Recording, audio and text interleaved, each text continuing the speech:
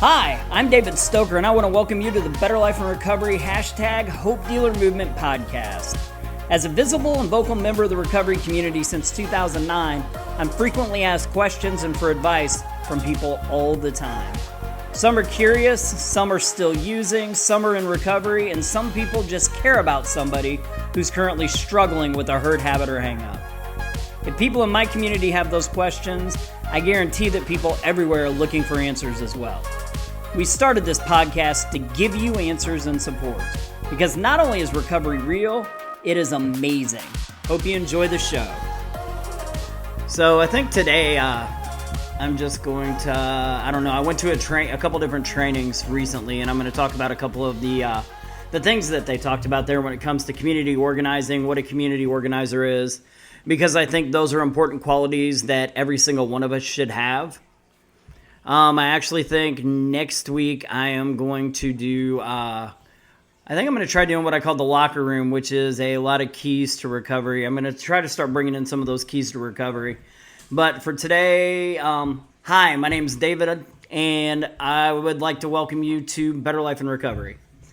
Today we're going to be talking about a couple different things. One of the things, that I want to talk about is some of the information that I recently got from a training that I went to.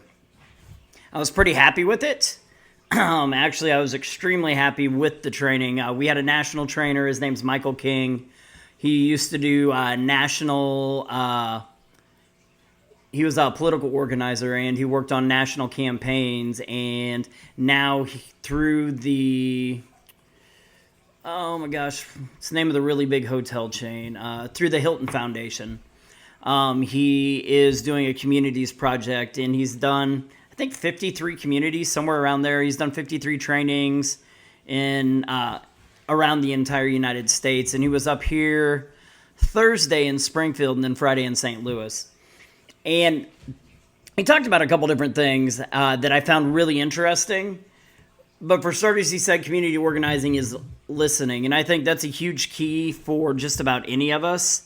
There's lecturing, and then there's teaching, and then there's listening. And there's a lot of really good lecturers out there, but there's not a lot of really good teachers out there because of their lecturers. I think lecture in and of itself can be beneficial for some people. It depends on what you're wanting to do, but if you're really wanting to build people up, listening becomes very, very important. You know, asking people questions. I can sit there and tell somebody what they need to do all day long, but that's what I need them to do. It might not be what they need to do. And I've often found that me giving my advice and my values and putting them on other people can be detrimental. You may have somebody who, an example of that. I had a guy a long time ago that just came in to a Celebrate Recovery group that we were doing, and there's music in the Celebrate Recovery group, and he came in with his girlfriend. They were homeless, great guy, had a master's degree. It's when I learned the difference between that there's different types of homeless people. He is what I would call a hobo. And a hobo is somebody that doesn't have a criminal history. It's somebody that doesn't have, may not have mental health substance use issues at all. And when I saw somebody homeless, I immediately thought, well, they're homeless. I really need to take care of this person. So me taking care of that person was helping them get into a place. So they worked really, really hard. They got into housing, and I will always remember his girlfriend walking in whenever she found out they were getting into housing. Huge smile on her face. She was so happy, so excited that they were moving into a place. When she came in the next week, I could tell she'd been crying. And I'm like, what's wrong? And she's like, he's gone. And I'm like, who's gone? And she's like, Doc, he just left. He disappeared. And I didn't understand it.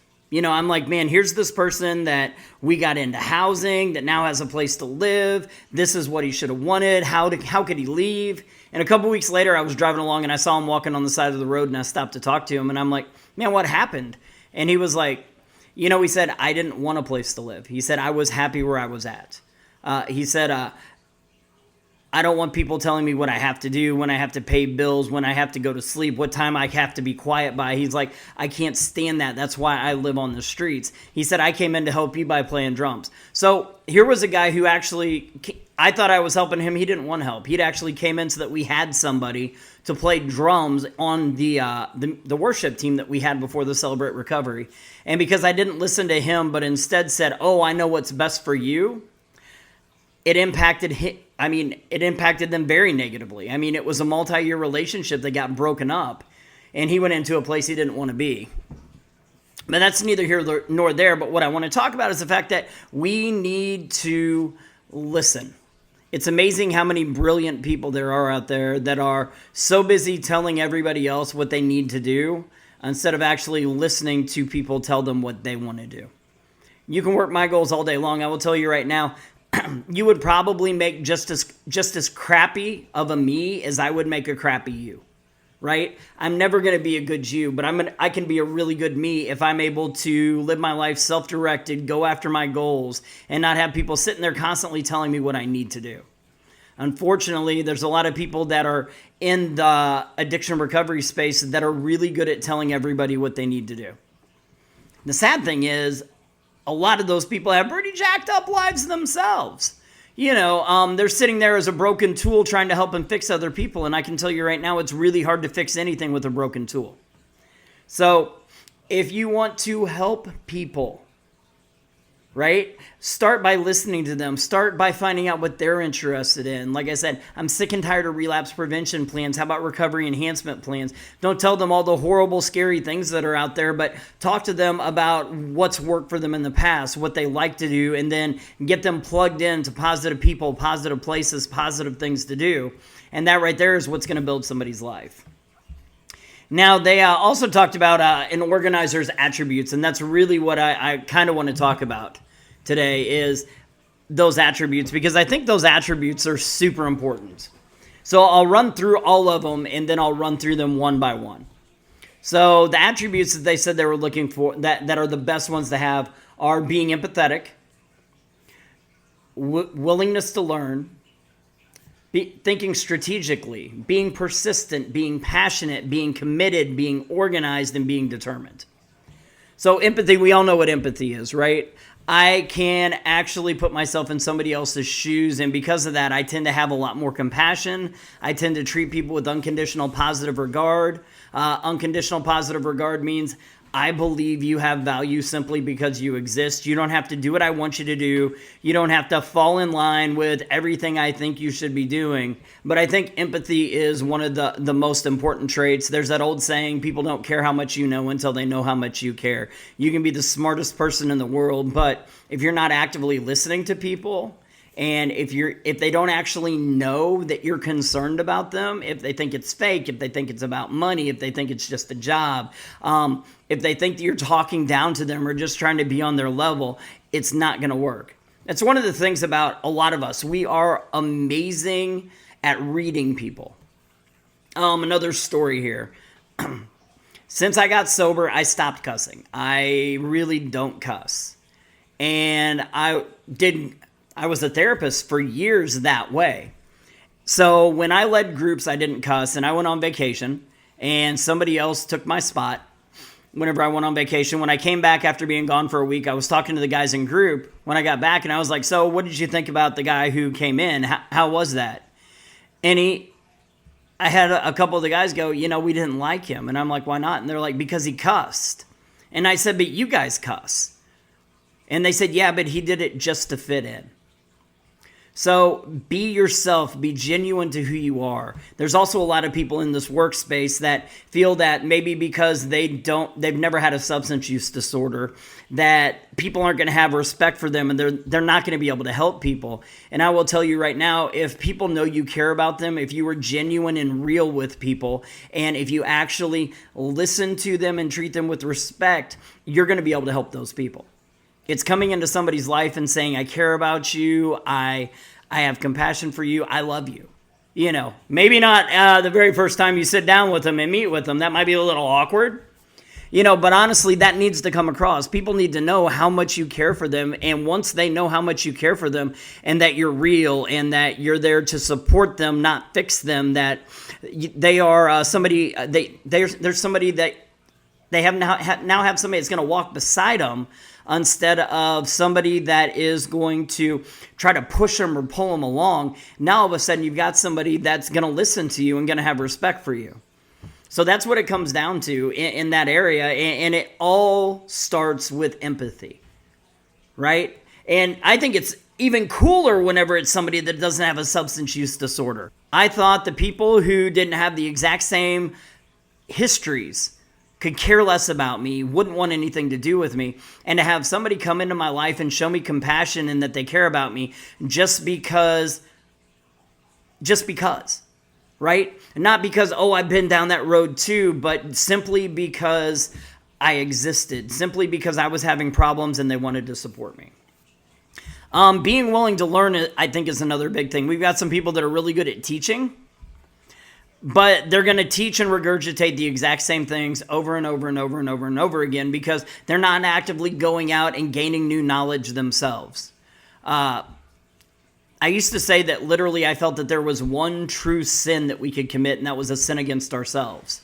And this is back when I was an agnostic. Before I got saved, I'm like, really, there's only one sin, and that's to die ignorant. Because I think every second that we're alive is a second to gain knowledge. So if I'm not gaining knowledge and I'm staying right where I'm at, I mean, I am thoroughly wasting this opportunity that I have. I have one life. And the last thing I want to do is go through it ignorant, right? So I should want to learn. And that may be, for some people, that may be reading. For some people, that may be going to online classes. For some people, that may be going to in-person classes. It may be working with a sponsor, a mentor. It might be going back to school. It might be working in a trade. It might be having a coach that you talk to. It could be all of those, right? So find what works for you. Find those things. And I will tell you right now, I would grab as many of them as possible because I think that we need to continue learning. Thinking strategically. I think that's a problem a lot of people have is they plan really big, right? There's no real strategy behind what they do. And I know that when we first started what we do, there were things we turned down. When we first started Better Life and Recovery and started getting active, we had people come to us with different projects, and I was like, I'm not going to do that. And they would say, well, why not? Isn't this kind of, you said that you guys are going to come in and help the community and do this and do that. And I'm like, yeah, but I don't have the people to guarantee that's going to happen. And I don't have the money to make that happen. So I'm not going to sit here and tell you that I'm going to be able to come in. One of the things was going to this group that had almost 100 people coming in every week and preparing food and serving them. So I would have needed to have volunteers to cook food, money for the food, a place to cook the food, and then servers for the food, cleanup, all that stuff. And I'm like, I can't do that every single week. I don't have the people for that, right? So don't oversell yourself. Thinking strategically says, you know what? Here's what I'm going to focus on right now, and I'm going to set these goals and build up to it, right? If I've got a 20-step plan, I may tell people, hey, you know what? I've got this great big huge thing we're going to be doing, but by, May, say by the end of June, we're going to have this done.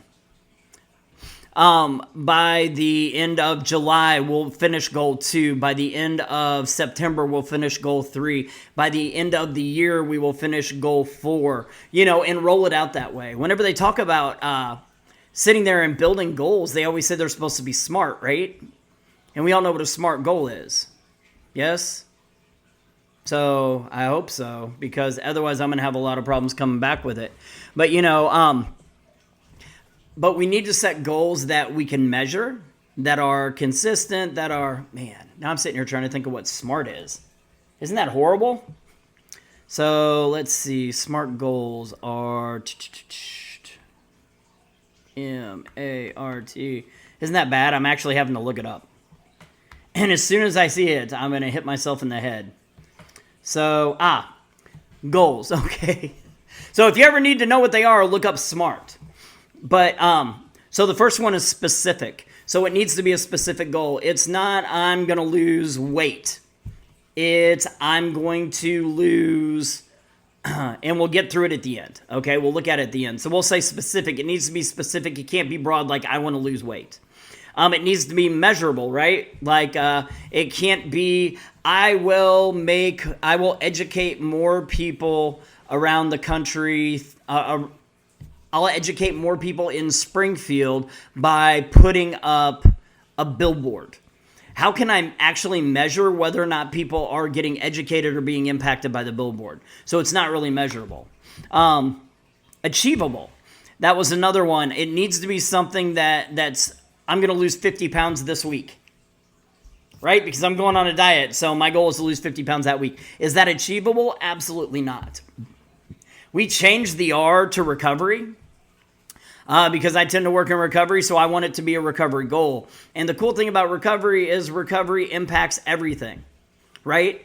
Socially, spiritually, financially, psychologically.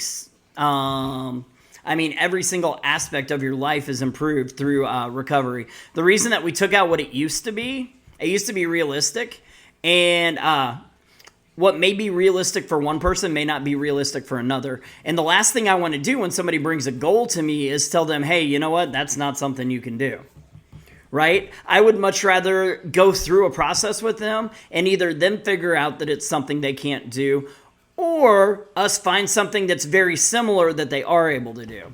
And then the T stands for time sensitive. So it needs to be measurable over time, right? So imagine my goal is to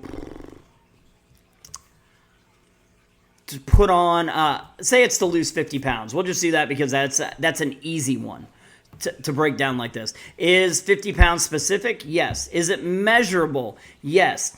Is it achievable? Yes. Is it time-based? I don't know. And maybe 50 pounds, if I want to time-base it, I'm going to put it over a specific amount of time. So maybe what I should do is shrink that thing down because it's achievable, but it's achievable over time. And I want to have little steps along the way to cheer me on. So maybe instead of I'm going to lose 50 pounds, my goal becomes starting, say we'll start June 1st. Starting June 1st, I will lose a pound a week. And my goal is to lose 50 pounds by May 30th. January, February, March, April, May. Never mind. May 31st of 2020. So now I have a specific goal, losing a pound every single week for the next year. I have a measurable goal, 1 pound. I have an achievable goal because it is possible, it's very possible to lose a pound a week. Is it recovery? It depends. We've had some people say goals should be whenever there's problems.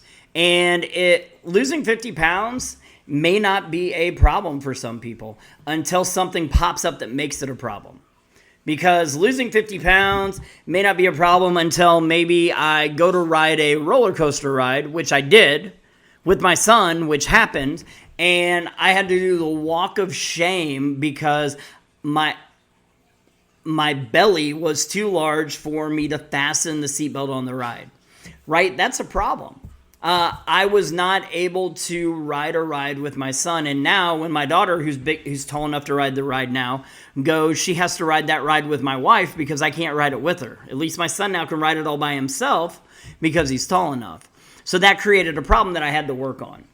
So we'll move away from that, but have a strategy, right? And with that strategy, make sure that it's something you can do. Don't overpromise. Don't oversell. And I see people do that all the time. We were working with a community through Facing Addiction that was wanting to start a... well, actually, it wasn't through Facing Addiction. It was back home. Okay, anyway, we had a group that was working to set up a recovery community center, and they started promoting that it was going to open up on X date, right? Like, say, anyway, it doesn't really matter what the date was, but they're like, hey, this is our opening date. they didn't even have a place yet. They didn't have funding yet, and they were already telling people when they were going to open up the Recovery Community Center. So what kind of strategy is that? Because if I tell people I'm going to open on this date, this Recovery Community Center on this date, and then when it gets to that date, it doesn't happen, now all of a sudden I have lost trust of people. I have sat there, and instead of being strategic, I have set up goals that I can't accomplish. And because of that, I lose relevance, I lose validity in the community. Community organizers don't do that. Community organizers are going to sit there and be strategic enough to say, listen, if I do 50 things really well and one thing crappy, everybody's going to talk about that one crappy thing. If I set 20 goals and I make 19 of them and don't hit that 20th one, guess what? Everybody's only going to talk about that 20th one. So strategy is very important. It's why hopefully if you are a community organizer, you're surrounding yourself with really, really smart people that have done these things. I'm in the middle of building a board right now, and I'm not trying to surround myself with a bunch of Davids. I need a much better looking board. Just kidding. As my wife glares at me. But anyway, no, but seriously, I don't want a board full of people like me. I want a board of people that are a lot smarter than me. I want a board of people that have a lot more skills than I do, abilities that I do. I want people that have actually done these things before, because the last thing I want to do is build something, a dream just to my level. I want people around that are going to make it even more incredible, right? And I am finding those people that are going to take this plan that I originally had and make it something so much bigger than I ever thought it would be. Strategy is surrounding yourself with people that are going to tell you no instead of you being the person in control. I mean, that's the great thing about a board, right? A board is there. There's Jerry Falwell.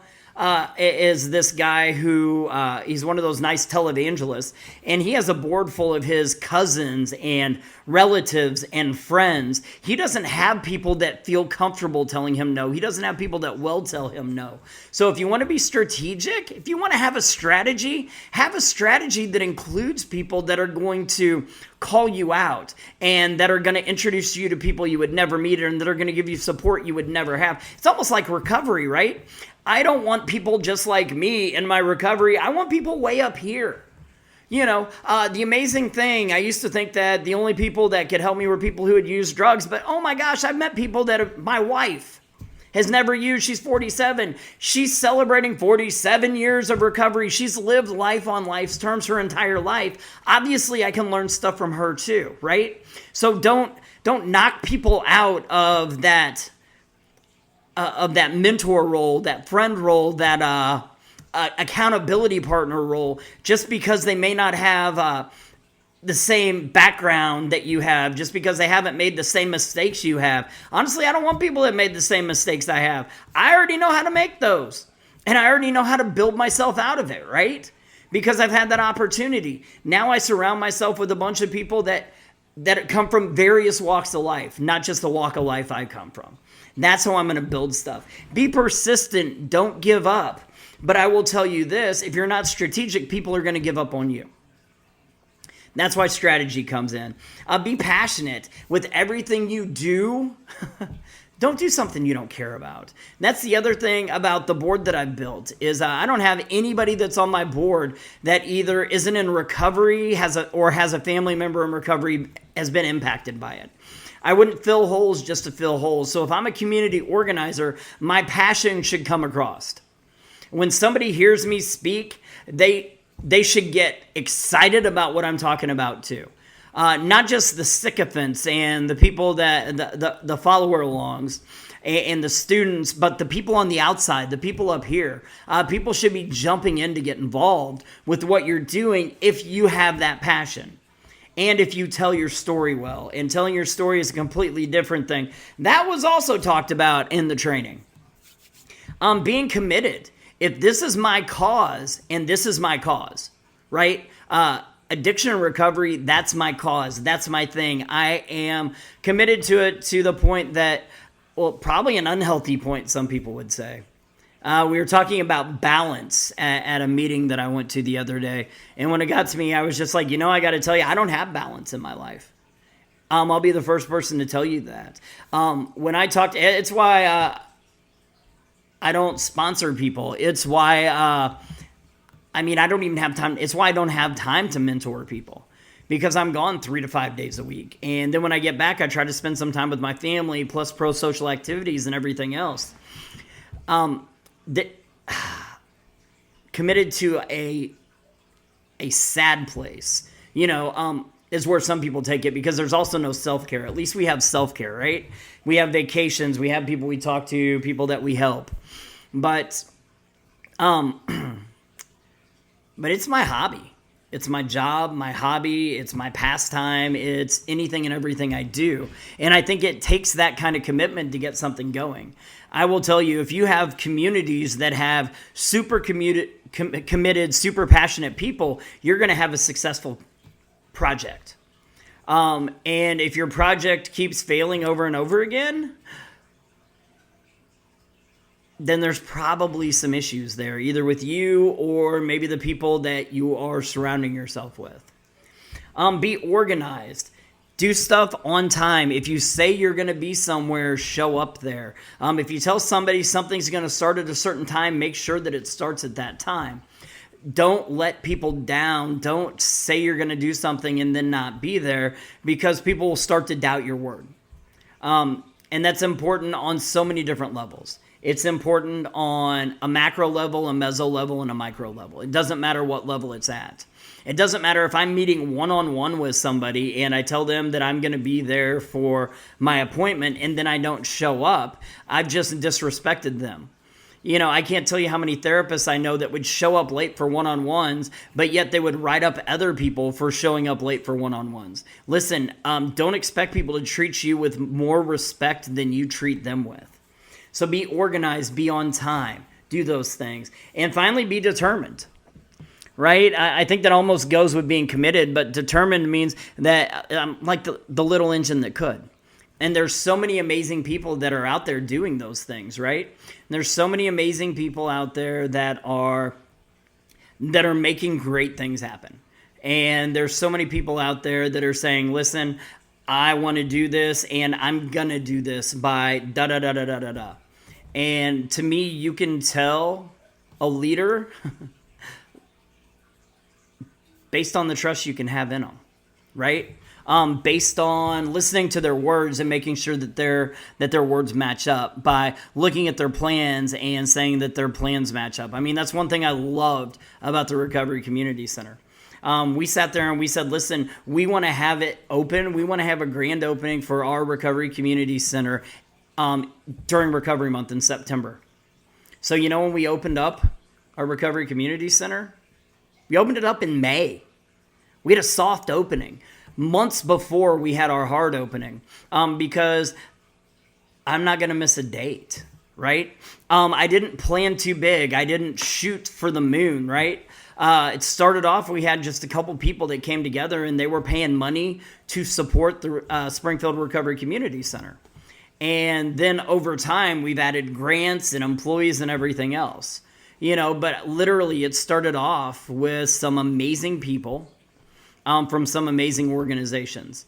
And then we had some amazing volunteers on top of it, right? We had people I would say Kim Wilson was one of the linchpins when we first started it.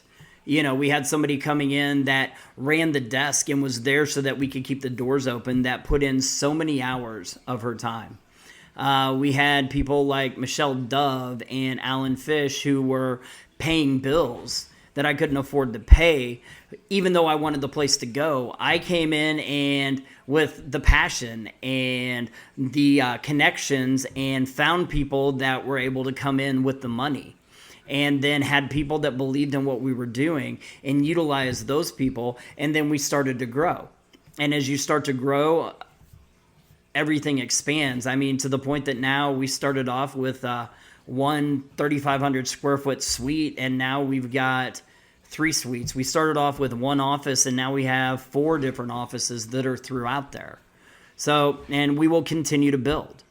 We've got these great big plans in the future, but I'm not going to sit here and tell you what those plans are and when those plans are going to happen because they're not down on paper yet and because I haven't strategized it with a team.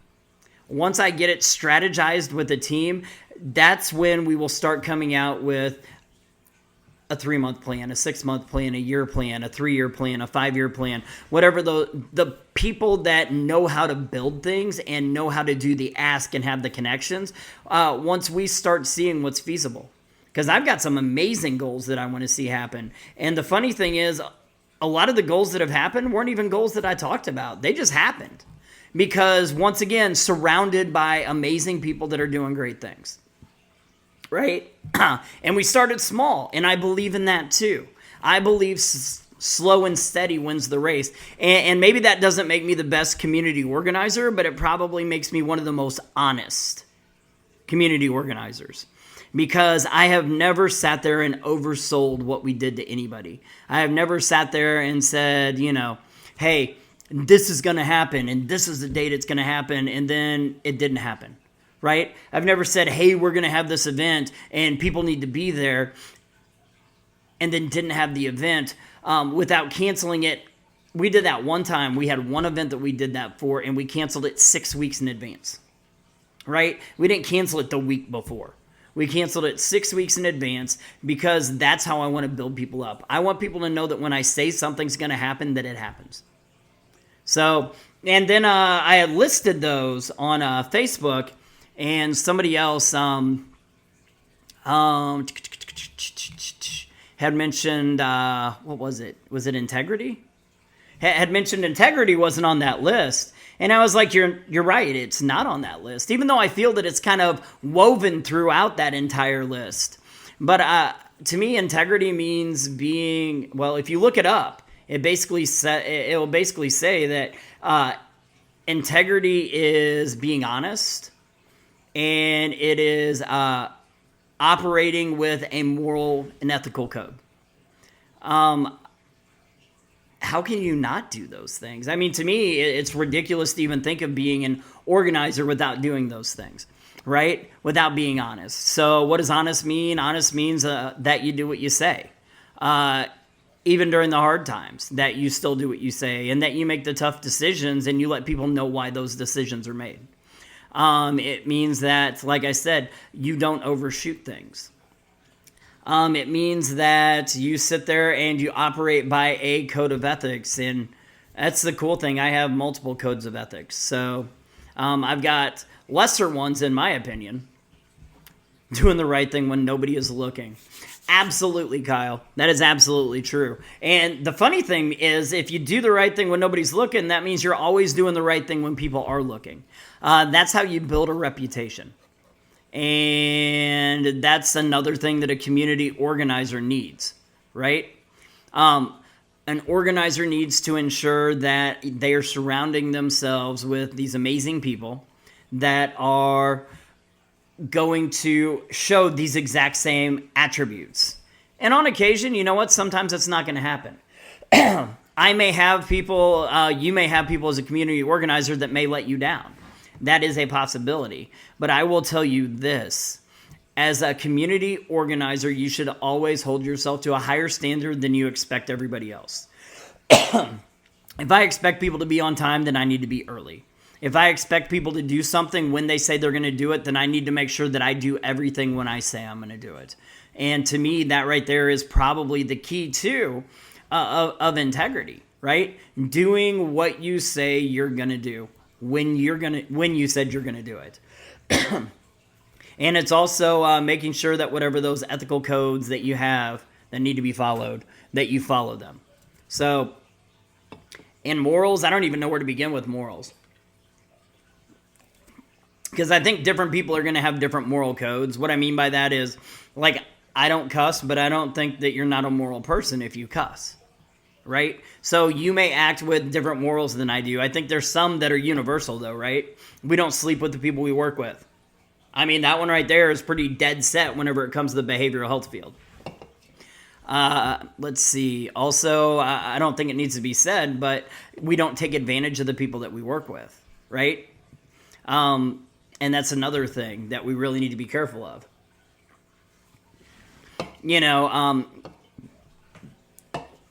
I've had people that were really good at that. I remember doing practicums in grad school. And I remember my first practicum was an unpaid practicum. And it was not great. But for my master's, I needed that, right? A practicum was something I absolutely needed because I couldn't even get my degree without. Right? I couldn't get certified. Now, I mean, even when we started our place, maybe I'll go to that. Maybe that's a better place to go to. When we started the center, we didn't pay people whenever we were paying all the bills. None of us got paid. In fact, it was money out of our pocket. I would say the first year, not the first year, it was probably the third or fourth year that we had Better Life and Recovery going. I remember somebody asking me what I got paid. And I was like, I don't know. I probably got paid $6,000-$7,000 this year. And they're like, you got paid $6,000-$7,000? And I was like, oh no, I said that wrong. I paid $6,000-$7,000 out of my pocket this year to build up the nonprofit and to make sure that there was stuff there at functions that we had whenever we couldn't get stuff funded, and when people could have tickets when they couldn't afford to go. Of course, I got chewed out for that by my mentor, who was like, if you're building a nonprofit, you shouldn't be paying for stuff. He said, that's not how you function as a nonprofit and still raise a family. So everything was volunteer when we first started. Now, when we started getting paid, guess what? If I'm going to get paid, if our organization's going to get paid, then I'm going to pay the people working for me. That's what I'm going to do. I mean, that's just an ethical thing for me to do, is make sure that people get money in their pocket for work that they have when we're getting money in our pocket. Now, before we got paid, that wasn't happening. And like I said, we had some amazing people that were there volunteering tons of hours. So anyway, I'm probably rambling, and that's why. Super tired, lots of things going on. But I tell you what, that's where passion, being committed, being determined, being persistent comes in, is the fact that I am going to run and run and run. And when I have chances for vacations, I'm going to take them. Today I went with my family and one of my friends and their family. We joined up together and we went to Silver Dollar City, right? Last night we watched UFC fights, ate pizza, played cards. Because we're also supposed to have fun and decompress. The thing is, generally, most of the time, now today was an exception. I love it. But even a lot of the stuff I do for fun, like the float trips and everything, are still recovery-based. But you know what? Those are vacations for me. So if you love to float, we've got another float coming up pretty soon. You can go to the Better Life and Recovery Facebook page. You can look it up. We have multiple floats that we're doing this year. I would love to partner with some people. If you're in Kansas City, St. Louis, Jeff City, Cape Girardeau, any of those areas, Hannibal, if there's rivers in your area, and I just say those places because I know that I've got friends that are listening right now from there. If you're from any of those places and you want to get a group of people together, I will bring a group from here and we'll meet up, right? I mean, we just did the Niangua, we've got the 11 points coming up. We've got a couple different ones on the James River, including our really big one in August. That'll be coming up, and that one we generally have, I don't know, I think the most we've had is about 120 people, and we've had as few as like 50, 60 for the big one. But like the last one we had, I think we had 17 people at the last one, and that's an amazing opportunity, right? To go out, float, have fun around sober people. We camp out sometimes, other times we just go for a one-day float. The last one we camped out on, and it was awesome, man. I love staying up till 2, 3 in the morning playing cards, talking to people, going to bed, talking to those exact same people. Being an organizer, being a leader is one of the hardest things you'll ever do. I'm big on the Bible. I don't know if you know that. I call that my big book. But in the Bible, what it talks about is the fact that leaders will be judged at a higher standard. So if you're going to put yourself in a leadership role, make sure that you're ready for all of the for the judgment. Make sure that you're ready for it to hold yourself to a higher standard, right? Because that's what we've got to do. So I would never step in that space if I wasn't ready to live my best life. And you know what? Sometimes things are going to happen and you're going to have to ask yourself, why am I in this? Why am I here? Why am I in trouble, right? Why are these things happening to me? And generally, whenever I've had negative things happen, what I've found is I'm the root problem. I don't sit there. I've tried as a leader to never blame other people for what goes wrong, because if something goes wrong, it's on me. So, man, don't step into this if you're not ready for it, because it can be really difficult. It can be overwhelming. But man, for those people that are doing it out there, there's a lot of people that are just killing it, right?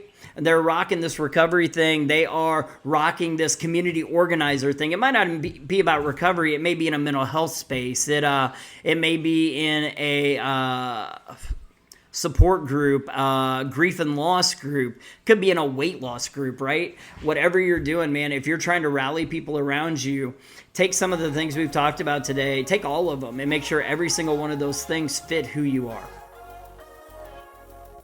In closing, I just want to thank you for listening to the podcast. Please join us every week for new episodes. If you want to connect with us further, if you have any questions, topics you'd like to hear in the future, or maybe would like to be on the podcast sometime, you can connect with us at betterlifeandrecovery.com. There's the Better Life and Recovery page on Facebook, or you can, we're on Twitter, BLIR_NPO. Also, this podcast is part of the Studio DNA Podcast Network. You can find out more about the network at studiodna.media. Thanks a lot. Y'all have a great week.